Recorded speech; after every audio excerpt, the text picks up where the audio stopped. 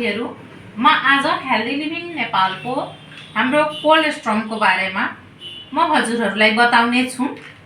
यो कोलेस्ट्रम हामीलाई किन जरुरी छ र यसले हाम्रो शरीरमा के फाइदाहरु गर्नेछ र यसमा कुन कुन तत्व पाइन्छ। यो हाम्रो कोलेस्ट्रममा कार्बोहाइड्रेट, प्रोटिन, फ्याट, भिटामिन र मिनरल्स पाइन्छ। र यो कोलेस्ट्रम के हो भने जुन हाम्रो स्तनधारी प्राणी जब दूध दिनुभन्दा अगाडि, नियमित दूध दिनुभन्दा अगाडि जुन दूध आउँछ, जुन हामी आमाको दूधलाई जुन बिगौती दूध भन्छौं, जुन बच्चा पाउने बेलामा जुन दूध हुन्छ त्यो बिगौती दूध भन्छौं, त्यही प्रकारको नै यो गाईको 6 घण्टा भित्र बच्चा दिएपछि 6 घण्टा भित्रको जुन दूध छ त्यहीबाट बनाएको यो हाम्रो कोलेस्ट्रम हो। यसले हाम्रो इम्युनिटी पावरलाई बुस्ट गर्ने काम गर्छ। हामीलाई रोग प्रतिरोधात्मक क्षमतालाई यसले बढाउने काम गर्छ।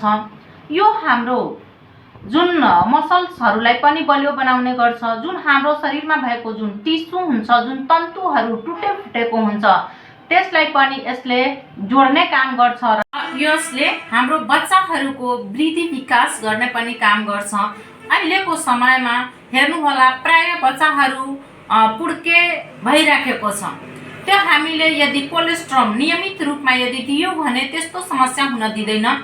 यसमा हाम्रो एकदम इम्युनिटी बुस्टरको यसले काम गर्छ र हाम्रो कोलेस्ट्रममा पेनक्रियाजलाई पनि राम्रो बनाउने तत्वहरू पाइन्छ र पेनक्रियाज जब हाम्रो राम्रो हुन्छ अनि इन्सुलिन अटोमेटिक उत्पादन गर्ने काम गर्छ र इन्सुलिन राम्रोसँग उत्पादन हुन्छ। हाम्रो शरीरमा हार्मोन्सहरूलाई पनि ब्यालेन्स गर्ने काम गर्छ र यसैले गर्दा हाम्रो शरीरमा जुन हाम्रो चिनीको लेभल बढेको हुन्छ त्यो लेभललाई पनि ठिक गर्ने काम हुन्छ र हामीले यसले हाम्रो डायबिटिज, मधुमेहलाई जडैदेखि राम्रो बनाउनमा सहयोग गर्छ। हाम्रो कोलेस्ट्रमले यति यसमा क्षमता हुन्छ कोलेस्ट्रमको।